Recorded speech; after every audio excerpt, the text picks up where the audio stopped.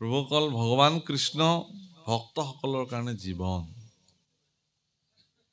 গোপীবিলাকে কৃষ্ণক অকল কৃষ্ণ বুলি সম্বোধন কৰা নাই, প্ৰাণ কৃষ্ণ বুলি সম্বোধন কৰিছে। হে প্ৰাণ কৃষ্ণ। ৰাসত গোপীসকলে কি বুলি কৈছে ভগৱান কৃষ্ণ? হে প্ৰাণ কৃষ্ণ। তাৰমানে তুমি আমাৰ প্ৰাণ। প্ৰভুসকল অকল ভগৱান কৃষ্ণক গোপীসকলে প্ৰাণ বুলি মান্যতা কৰিছে এনে নহয়। স্বয়ং ভগৱান কৃষ্ণইও ভক্ত গোপীসকলক তেওঁৰ প্ৰাণ বুলি গণ্য কৰিছে, জীৱন বুলি গণ্য কৰিছে। যেতিয়া মথুৰালৈকে লৈ যায় অক্ৰূৰে, ভগৱান কৃষ্ণই অক্ৰূৰক কৈছে যে হে খুৰাদেউ, তেওঁলোকৰ বংশত সম্বন্ধত খুৰাক হয়তো, তেওঁ তাৰ পৰা আহিছে মথুৰাৰ পৰা,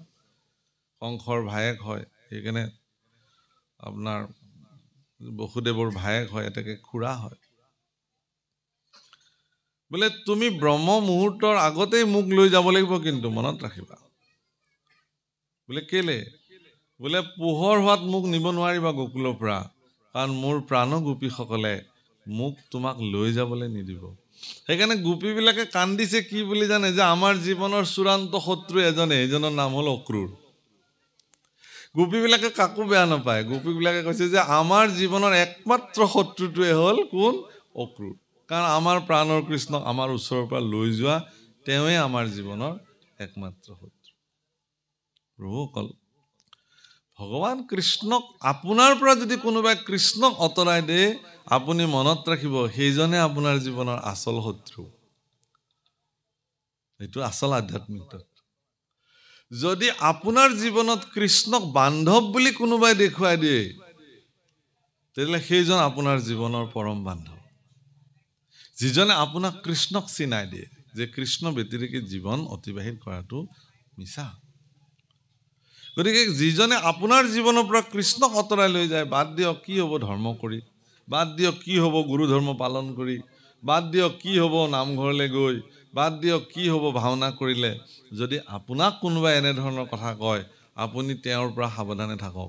গুৰু ধৰ্মৰ পৰা আপোনাক যদি বিচলিত কৰি নিবলৈ কোনোবাই যত্ন কৰিছে, তেতিয়াহ'লে জানিব যে তেওঁৱে আপোনাৰ জীৱনৰ শ্ৰেষ্ঠ শত্ৰু।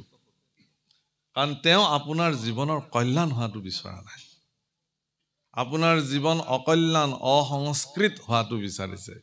সংস্কাৰিত জীৱন কেৱল মানুহে কৰিব পাৰে। প্ৰভুসকল মনত ৰাখিব, আজি গৰু ছাগল শিয়াল কুকুৰ গাধ এইবিলাকো ঈশ্বৰৰ কৃপাত তেওঁলোকে পৃথিৱীত আছে, কিন্তু তেওঁলোকে সংস্কাৰিত জীৱন কটাব নোৱাৰে, ইচ্ছা কৰিলেও নোৱাৰে। কিন্তু মানুহে সংস্কাৰিত জীৱন কটাব পাৰে। মানুহক এইটো ঈশ্বৰে ক্ষমতা দিছে, তেওঁলোকে সংস্কাৰিত জীৱন কটাব পাৰে। কেনেকে এজন মানুহে জীৱনত সঠিকভাৱে জীৱন নিৰূপণ কৰি চলিব লাগে এই কথা মানুহে জানে, আৰু মানুহে তাক কৰি ল'ব পৰা ক্ষমতা মানুহৰ জীৱনত ভগৱানে তেওঁলোকক প্ৰদান কৰিছে। বুদ্ধিমত্তা দিছে, হাত ভৰি দিছে, চিন্তা দিছে, চকু দিছে, সকলো দৃষ্টি দিছে, দৰ্শন দিছে। অকল দৃষ্টিটো চবৰে আছে প্ৰভুসকল, দৰ্শন সকলোৰে নাই নহয়। জীৱ জন্তুবিলাকেও দেখে, ইতৰ প্ৰাণীবিলাকেও দেখে, কিন্তু তেওঁলোকৰ দৰ্শন নাই। মানুহেও দেখে, কিন্তু মানুহৰ দৰ্শন আছে। ধনী সকলো জীৱৰে আছে, মানুহৰো ধনী আছে, কিন্তু মানুহে সেই ধনীটোক সংস্কাৰিত কৰি বাণীলে ৰূপান্তৰ কৰি লৈছে। সেইকাৰণে মানুহে কথা ক'ব পাৰে, বাকীবিলাকে নোৱাৰে। আগতেতো পূৰ্বতেতো কোৱা মতে যে মানুহবিলাকেওতো জীৱ জন্তুৰ নিচিনাকে আছিলে, সংস্কাৰ হৈ হৈ হৈ আজি মানুহে সভ্য আছে। কিন্তু আধ্যাত্মিক জগতে আকৌ এইটো কোৱা নাই। আধ্যাত্মিক জগতে কৈছে কি, যে মানুহ জন্মৰ পৰাই মানুহ সংস্কাৰী। যেতিয়াৰ পৰাই পৃথিৱীত মানুহ ব্ৰহ্মাই সৃষ্টি কৰিছে, তেওঁলোকক বেলেগ ধৰণেই জন্ম দিছে। সেইকাৰণে অন্য জীৱৰ লগত মানুহৰ জন্মৰ কেতিয়াও নিমিলে। মানুহ হোৱাৰ দিনৰ পৰাই মানুহবিলাক মানুহৰ নিচিনা আছে, তেওঁলোক সদায় থাকিব। গতিকে হে ভগৱান, তুমি মোক যি ধৰণে কৃপা কৰিছা আৰু মই তোমাৰ যি ধৰণে সেৱাত ৰত হৈ আছো, এতিয়া এটাকে তুমি যদি যোৱা তেতিয়াহ'লে ময়ো মৰি যাব লাগিব। তুমি ব্যতিৰেকে মই থাকিব নোৱাৰো। এইটো এজন ভকতৰ ঈশ্বৰৰ প্ৰতি বাণী। ঈশ্বৰৰ কি বাণী তেতিয়াহ'লে? যেতিয়া অক্ৰূৰে তেওঁক মথুৰালৈকে লৈ আহিছে কংস নিধন কৰাৰ পিছত, ভগৱান কৃষ্ণই উদ্ধৱক মাতি লৈ আহিছে লগত যে হে উদ্ধৱ মই তোমাক এটা নিবেদন কৰোঁ কি যে তুমি বৃন্দাবনলৈ যোৱা গোকুললৈ যোৱা তাত মোৰ প্ৰাণৰ গোপীসকলক তুমি এবাৰ খবৰ লৈ আহাগে তুমি হয়তো মোক ক'ব পাৰা যে কোনোবা গোপীসকলে খাইছে নে নাই শুইছে নে নাই ভালকে জীৱন কটাইছে নে নাই তোমাৰ লগত কি আহে যায় এৰা কথাটো হয় কিন্তু এই কথা মই তুমি ব্যতিৰেকে বেলেগক ক'ব নোৱাৰো এই কাৰণেই যে গোপীসকলৰ প্ৰতি মোৰ যিটো আন্তৰিকতা তেওঁলোক মোৰ সমৰ্পিত ভক্ত তেওঁলোকৰ প্ৰতি মোৰ যি আন্তৰিকতা সেইটো মই বেলেগক বুজাব নোৱাৰো এটাকে তুমি যোৱা ওয়ারে হামু বিনে গোপী আরে হামু বিনে গোপী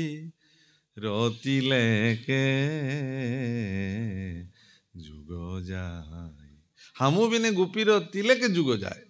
এটা তিল সমান সময় তেওঁলোকৰ কাৰণে এটা যুগ মোৰ অবিহনে তেওঁলোকে কথা কিমান ভাল পাব পাৰে ভগৱানক ইমান প্ৰেম ভগৱানৰ প্ৰতি তেওঁলোকে সমৰ্পিত মনোবৃত্তিৰে ভগৱানৰ ওচৰত তেওঁলোকে গৈ পেলাই নিজক সমৰ্পিত কৰিছিলে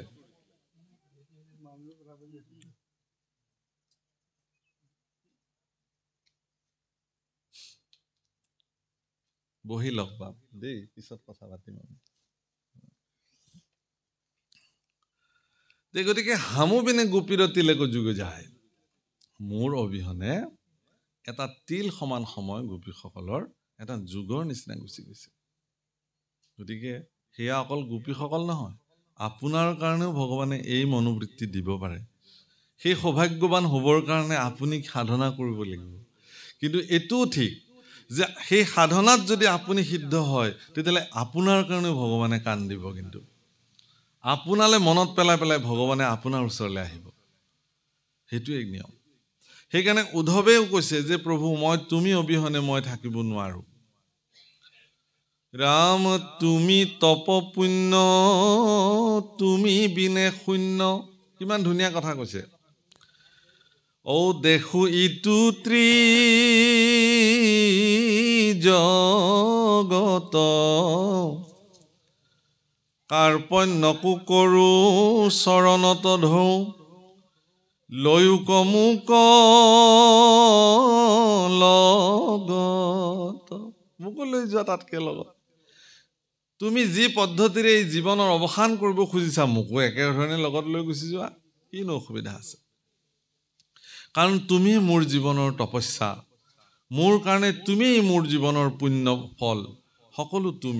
তুমি ব্যতিৰেক মই এই জগতত মোৰ কোনো অস্তিত্ব নাই মই সকলো কেৱল শূন্য দেখো কিন্তু আমাৰ চিন্তা কি যে ধনেই মোৰ কাৰণে তপস্যা ঐশ্বৰ্য বিভূতিয়ে মোৰ কাৰণে সাধনা যশস্যা মান কৃতিত্বই মোৰ জীৱনৰ সৰ্বোচ্চ তুমি পিছত ভগৱান তোমাৰটো পিছত থলো সেইকাৰণে মনুষ্য জীৱনৰ 24 ঘণ্টা মানুহবিলাকে ভগৱানক ভজিবৰ কাৰণে তেওঁলোকে সময় উলিয়াব নোৱাৰে 24 ঘণ্টাত 24 মিনিট এটা মই ভগৱানক ভজনা কৰিম এনেকুৱা দৃঢ় সংকল্প লকচোন মানুহে যে 24 ঘণ্টাটো মোৰ কাৰণেহে মই চিন্তা কৰি থাকো কি খাম কি লম কি পিন্ধিম ক'ত ইনকাম কৰিব যাম বৃদ্ধ বয়সলৈকে কেনেকে দুই পইচা ছপাই আনিব পাৰো এই চিন্তাত সময় নাই জীৱনত নামঘৰলৈ যাবলৈ সময় নাই ভাগৱত পাঠলৈ যাবলৈ সময় নাই কোনোবাই যদি মাতেও মই দেৰিকে যাম মোৰ কামখিনি আগতে কৰি লম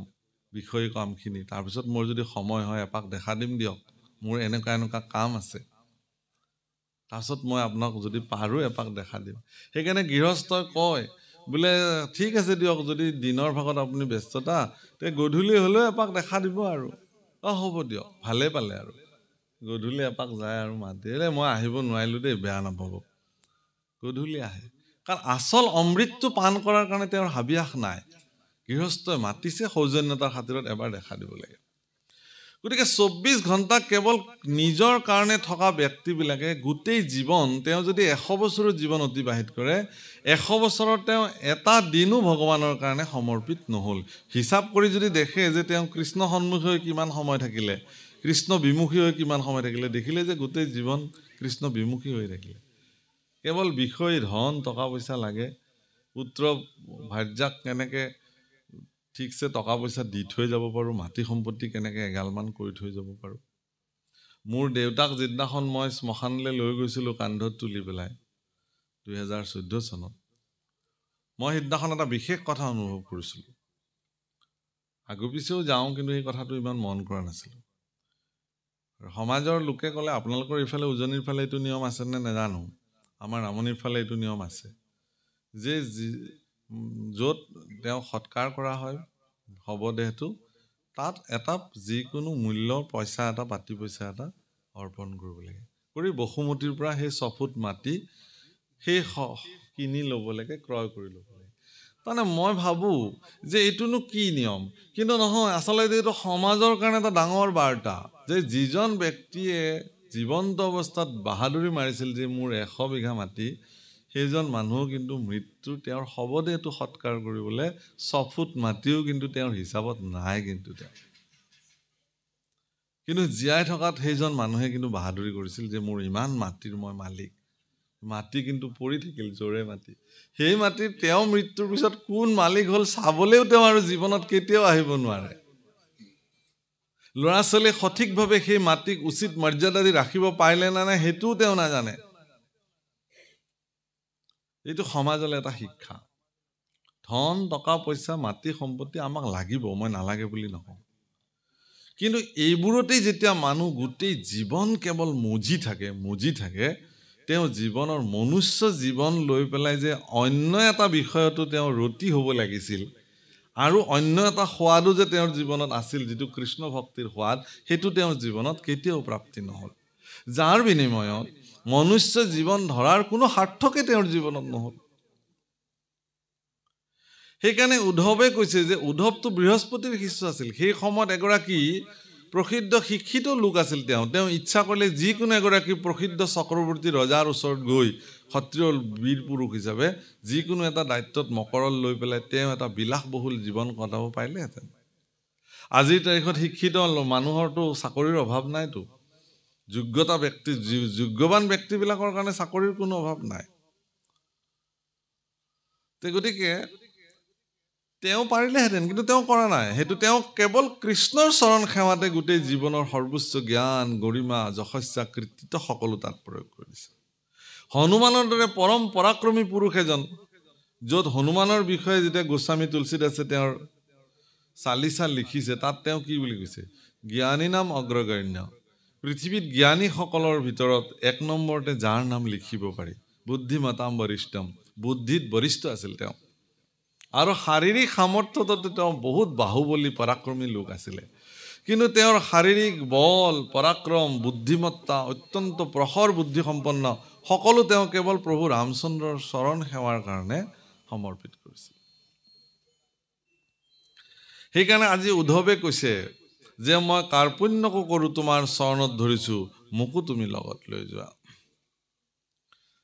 ৰাম তোমাৰ চৰণ পংকজ পূজিবে কত পুণ্যে পাইলো লাগ বাপ জগন্নাথ নকৰায়নাথ ভকতক তুমি ত্যাগ উদ্ধৱৰ ঠাইত অন্য কোনোবা হোৱাহেঁতেন মৰা কথাটো নকলেহেঁতেন মোকো লগত লৈ যোৱা এই বুলি নকলেহেঁতেন যে হে প্ৰভু মই তোমাৰ গোটেই জীৱন সেৱা কৰিলোঁ মোকো এটা কিবা চান্স দি থৈ যাওক আৰু যাবৰ সময়ত ক'লেহেঁতেন নহয় নিশ্চয় এই সুযোগ উদ্ধৱে এৰিলেহেঁতেন জানো কিন্তু উদ্ধৱে সেইটো বিচৰা নাই যদি উদ্ধৱে যে তোমাৰ সেৱা কৰাৰ বিনিময়ত মোক তুমি কিবা এটা দি যোৱা বুলি ক'লেহেঁতেন তেতিয়াহ'লে তেওঁৰ গোটেই জীৱনজোৰা ভগৱানৰ চৰণত যি সেৱা সেই সেৱা স্বাৰ্থপৰ সেৱা হিচাপে জগতত বিবেচিত হ'লহেঁতেন কিন্তু তেওঁ যে ভগৱানক কৰা সেৱা তেওঁৰ যে নিস্বাৰ্থ আছিলে সেই কথাটো এই বাক্যৰ দ্বাৰা প্ৰতিপন্ন হৈছে জগতত সেইকাৰণে প্ৰভু অকল ভগৱানৰ সেৱা কেতিয়াও স্বাৰ্থপৰ দৃষ্টিৰে কৰিব নালাগে সকাম মনোবৃত্তিৰে ভগৱানৰ সেৱা কৰা নাযায় নিষ্কামী মনোবৃত্তিৰে অৰ্থাৎ নিস্বাৰ্থতাৰে যে ভগৱান মই তোমাক সেৱা কৰিছোঁ মোক কিবা প্ৰাপ্তিৰ কাৰণে নহয় কেলে যে ভগৱানে আপোনাৰ কি প্ৰয়োজন সেই কথা ভগৱানে জানে কাৰণ তেওঁ অন্তৰ্যামীতো আপোনাৰ ভিতৰত তেওঁ যদি বহি আছে তেতিয়াহ'লে তেওঁ কেনেকৈ নাজানিব তেওঁ সকলো জানে গতিকে আপুনি নিশ্চিন্ত হৈ থাকক গতিকে আপোনাক তেওঁ যেনেধৰণে চলাব লাগে তেনেধৰণে চলাব